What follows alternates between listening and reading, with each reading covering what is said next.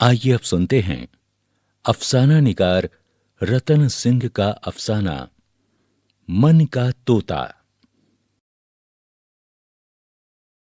एक दिन ये हुआ कि मेरे मन का तोता फुदक कर मेरे जिस्म से बाहर आ गया और मेरे सामने तिपाई पर बैठ गया। ये क्या भाई, बाहर क्यों आ गए? मैंने हैरान होकर पूछा। जिस्म के अंदर पड़ा पड़ा मैं बड़ी घुटन महसूस कर रहा था, इसलिए सोचा कि जरा बाहर की हवा खाई जाए। ये कहते हुए वो तिपाई से उड़ा और बड़ी मेज पर जाकर किताबों के ऊपर बैठ गया और एक किताब को चोंच मारकर उसने खोल दिया। अरे अरे अरे, अरे क्या करते हो भाई? किताब है, फट जाएगी। फट जाए तो अच्छा है। इन्हें पढ़ पढ़ कर ही तुम मुझे अपनी मर्जी नहीं करने देते। अच्छा है, ये बुरा है, ये ठीक है, ये ठीक नहीं है। अरे तो ठीक ही तो कहता हूं। तोते ने मेरी बात अनसुनी करते हुए उड़ान भरी और एक पहाड़ की तस्वीर के चौखटे पर जाकर बैठ गया। उसमें एक पहाड़ी नदी पत्थरों के बीच बहती हुई बहुत भली लग रही थी। कुछ देर वो नदी की तरफ देखता रहा और फिर बोला। जिस तरह ये नदी का पानी पहाड़ों के घेरे में बंद होकर नहीं रह सकता, उसी तरह मुझसे भी अब तुम्हारे अंदर नहीं रहा जाता। लेकिन क्यों? इसलिए कि मैंने एक जिंदगी तुम्हारे साथ गुजार कर देख ली। तुम्हारे साथ रहकर मेरी तो एक भी ख्वाहिश पूरी नहीं हुई।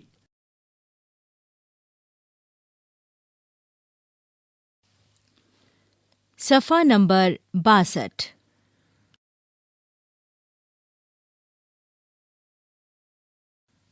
लेकिन भाई मैं वही तो करता हूं जो मैं अपनी अकल के मुताबिक ठीक समझता हूं।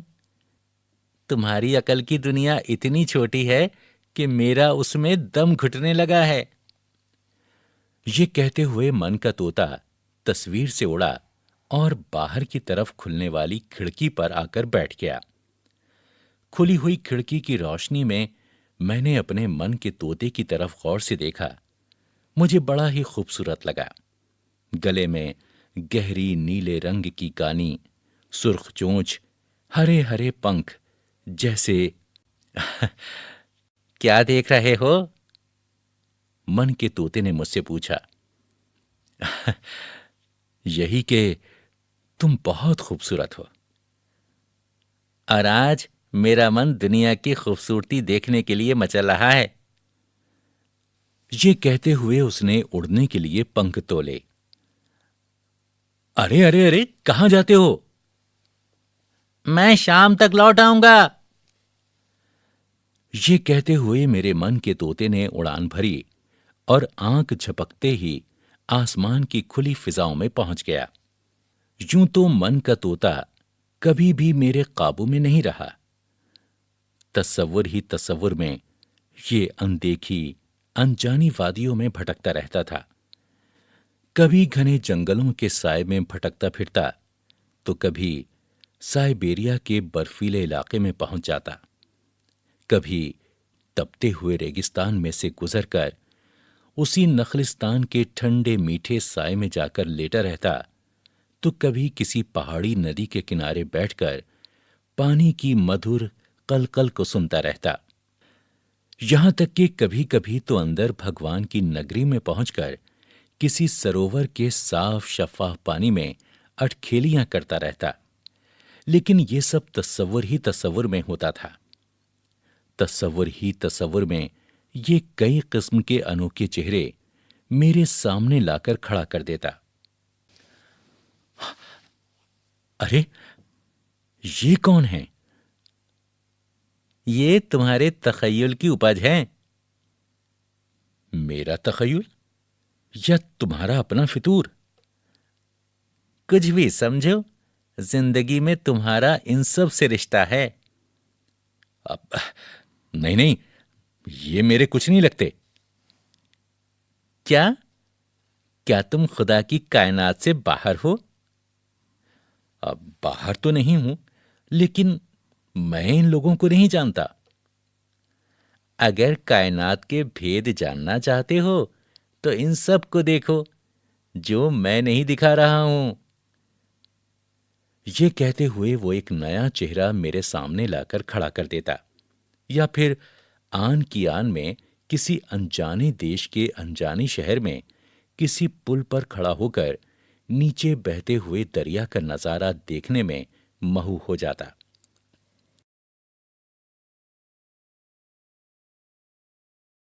सफ़ा नंबर 63। ये सब तो अक्सर होता था, लेकिन ऐसा कभी नहीं हुआ जैसा उस दिन हुआ कि वो बजाते खुद मेरे वजूद से बाहर निकल आया और अब पता नहीं खुदा की कायनात में कहां भटक रहा था। उस दिन मैं सारा दिन परेशान रहा। इसी परेशानी के आलम में कहीं आंख लग गई तो कंधे के नीचे मेरे बाजू पर पता नहीं किसी चीज ने काट लिया।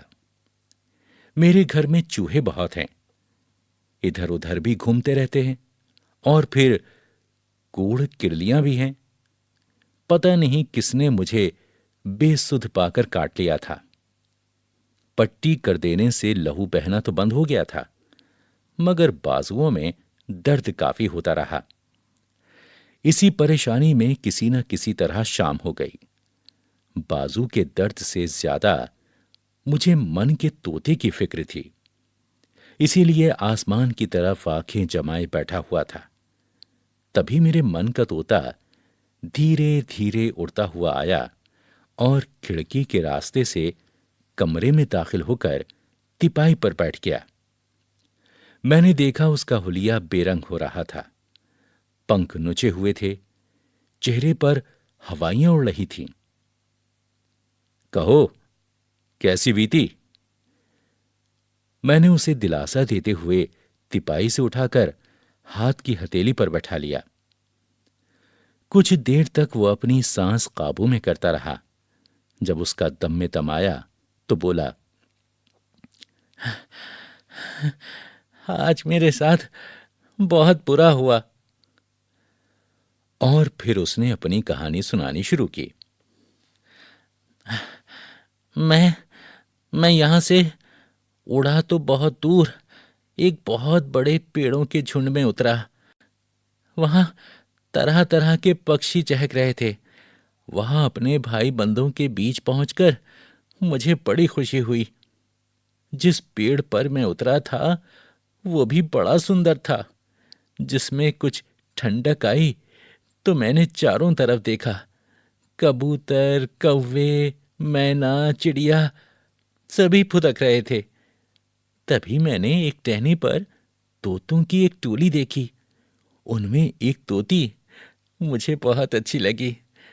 मेरे मन में आया कि उस तोती के पास चलकर बैठता हूं, कुछ मन बहल जाएगा।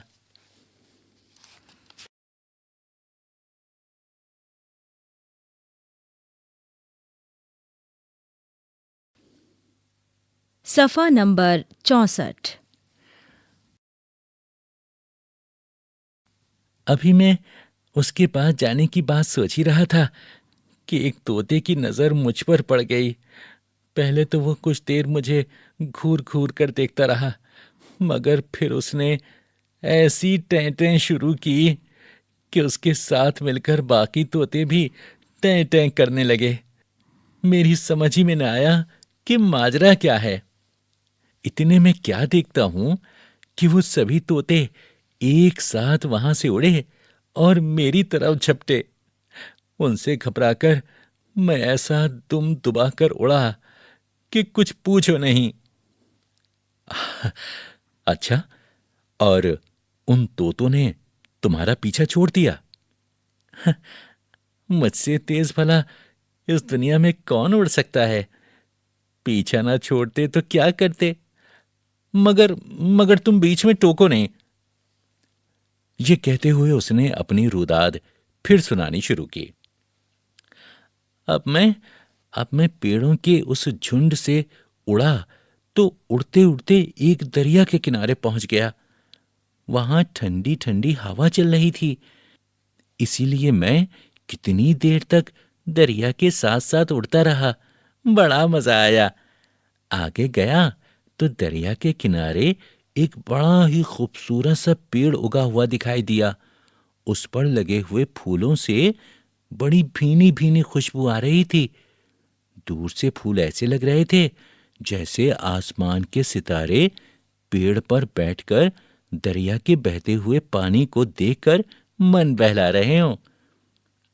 मैं जल्दी जल्दी पंख मारता हुआ जब उस पेड़ के करीब पहुंचा तो क्या देखता हूं कि उस पेड़ के नीचे एक बहुत ही खूबसूरत औरत गहरे आसमानी रंग की साड़ी पहने अपने ध्यान में मगन दरिया की लहरों की तरफ देख रही थी। उसे देखते ही मैं जल्दी से जमीन पर उतरा और तोते का जामा छोड़कर इंसानी जामा पहन लिया और अपने जहन में बहुत से हसीन सपने बुनता हुआ उस पेड़ की तरफ चलने लगा। अभी मैं उससे 10-15 कदम दूरी पर ही था कि उस औरत की बांदी ने मेरा रास्ता रोक दिया। मालकिन के पास जाने की किसी को इजाजत नहीं। अब क्यों? क्या बात है? देखते नहीं वो अपने महबूब की याद में किस तरह डूबी हुई है। ओ, तो कौन है उनका महबूब? मैंने बेचैन होकर पूछा। देखा तो उसको उन्होंने भी नहीं, बस एक बार सपने में आया था। सपने में आया था? तो हो सकता है वो मैं ही हूं। हो सकता है वो मेरी ही बाट देख रही हूं। मैं भी ऐसे सपने बहुत देखता हूं। ये कहते हुए मैंने आगे कदम बढ़ाना चाहा तो ऊंचे फन लहराते हुए 2 सांपों ने मेरा रास्ता रोक दिया। मैंने डरकर झट से अपना कदम वापस ले लिया तो वो सांप भी नजरों से ओझल हो गए। सफ़ा नंबर 65। मेरी मालकिन के पास जाकर किस्मत आजमाना चाहते हो तो पहले तुम्हें उस बस्ती में जाना होगा। बांदी ने दरिया से थोड़ा हटकर बसी हुई एक बस्ती की तरफ इशारा किया। वो दूर देख रहे हो, वहां हाट लगी हुई है। हीरे मोती बिक रहे हैं, चमकते दमकते जेवर बिक रहे हैं, खूबसूरत मकान बिक रहे हैं। ये सब खरीद कर आओ तो तुम्हें चंद कदम दरिया के किनारे चलते हुए मालकिन से बात करने का मौका मिल जाएगा। और अब जो मैं कह रही हूँ उसे ध्यान से सुनो। अगर दरिया के किनारे चलते हुए रेत पर बनने वाले तुम्हारे पाँव के निशान पानी की लहरों से मिटे नहीं तो मालकिन समझ जाएगी कि तुम ही उसके सपने वाले महबूब हो। अब ये पाँव के निशान ना मिटने का क्या राज है? कोई राज नहीं। सपने में जो महबूब उसके पास आया था ना, उसने अपनी यही निशानी बताई थी। अच्छा, ये कि दरिया के किनारे जब वो मालकिन के साथ चलेगा तो उसके पाँव के निशान मिटेंगे नहीं? हाँ। मैंने एक नजर भरकर मालकिन की तरफ देखा। ऐसा लगता था जैसे मेनका और उर्वशी इंद्र का दरबार छोड़कर इस धरती पर आ गई हों, या फिर वो इसी धरती का सबसे खूबसूरत फूल थी। मुझे उसकी खूबसूरती में गुम होकर बुत बनते देखकर उसकी बांदी ने झिंझोड़ा। अरे सुनो, ओहो सुनो, अगर तुम्हें कोशिश करनी है तो जल्दी जाओ। तुमसे पहले भी कई लोग जा चुके हैं वहां। अगर वो सब कुछ हासिल करके पहले लौट आए तो तुम हाथ मलते रह जाओगे। मैंने सोचा किस्मत आजमाने में कोई हरज नहीं और फौरन चल दिया। जब मैं उस बस्ती में पहुंचा तो क्या देखता हूं कि बाजार में बड़ी गहमा-गहमी है। पहली ही हाट पर हीरे, मोती और सोने के सिक्कों का बहुत बड़ा ढेर लगा हुआ था और उसका मालिक एक ऐसा आदमी था जिसकी गर्दन के ऊपर आदमी के सर के बजाय सांप का फन लहरा रहा था। भैया सुनिए, ये धन दौलत का ढेर कितने का है? मैंने पूछा। धन दौलत की कीमत धन दौलत तो हो ही नहीं सकता। दुकानदार ने अपनी दो फाड़ जबान को लहराते हुए कहा। तो फिर ये कैसे मिल सकता है? मिल सकता है, बड़ी आसानी से मिल सकता है।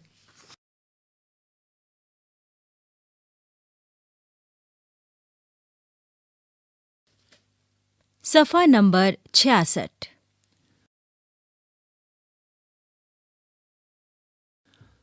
अब अच्छा बताओ तो कैसे? सिर्फ एक बार अपने बाजू पर मुझे काट लेने दो, ये सारी दौलत तुम्हारी हो जाएगी।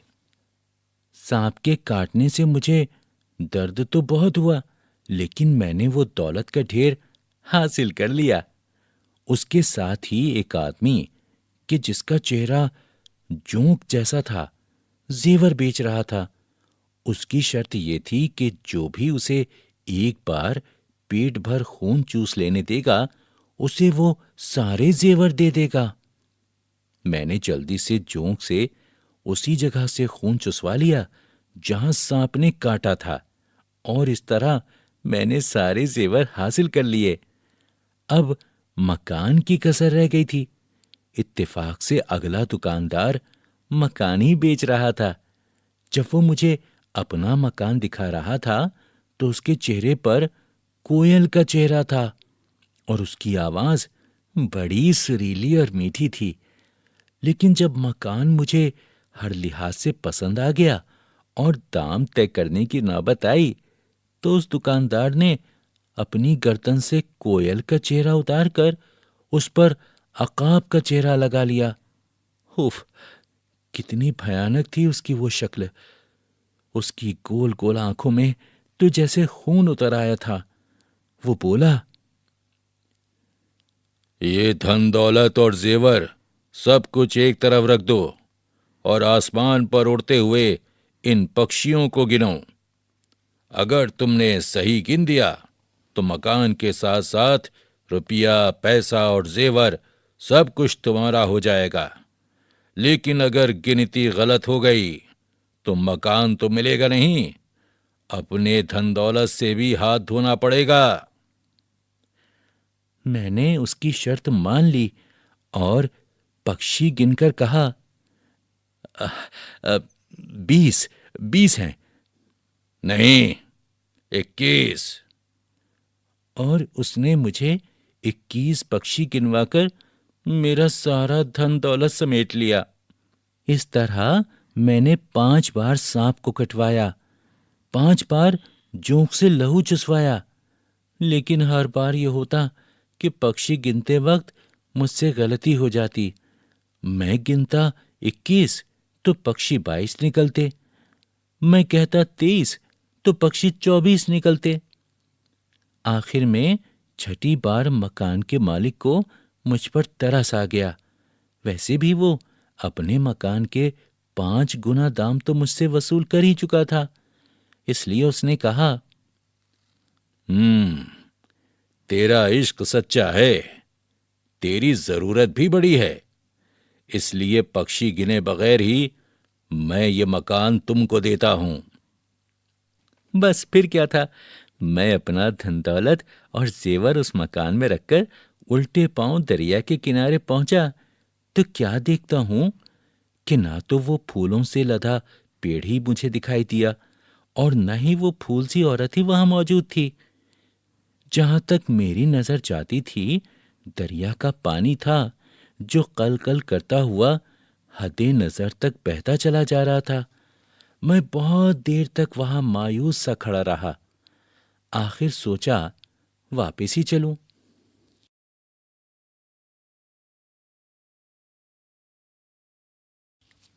सफा नंबर 67।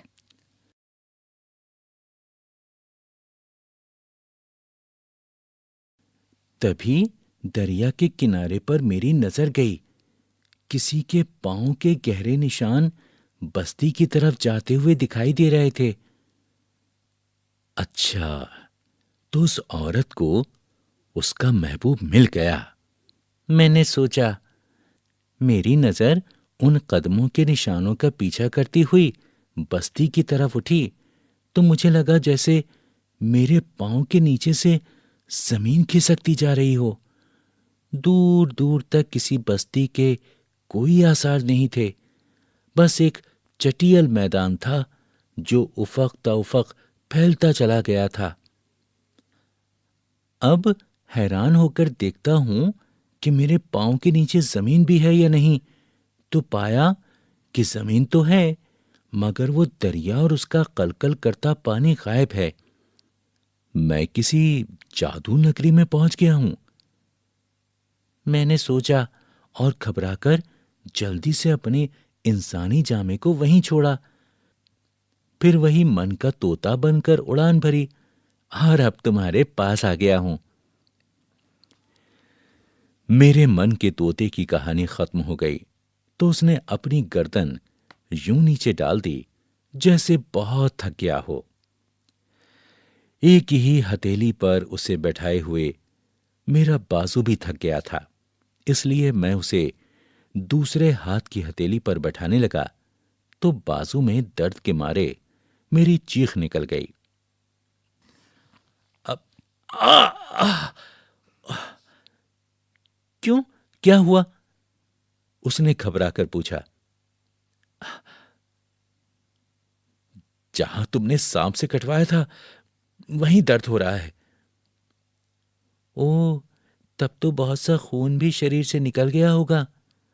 अब हाँ, जोंक 6-6 बार चूसेगी तो कुछ तो होगा ही ना। अब मुझे वाकई बड़ी शर्मिंदगी है, मन के तोते ने कहा, और उसने एक मर्तबा फिर गर्दन नीचे डाल दी। तुम्हें आराम की जरूरत है, मैंने उसे ढारस बंधाते हुए कहा। हाँ, है तो, ये कहते हुए मन का तोता फौरन जिस्म में दाखिल हो गया। अगले दिन सुबह हुई तो मैं क्या देखता हूं कि वो फिर पहले की तरह नौ बनो ताजा बताजा मेरे जिस्म से निकलकर मेरे सामने तिपाई पर बैठ गया। फिर उसी तरह फुदकता हुआ पहाड़ की तस्वीर के पास गया और फिर वहां से मुझे कुछ कहे बगैर खिड़की के रास्ते बाहर निकल गया। तब से मेरे मन के तोते का यही हाल है।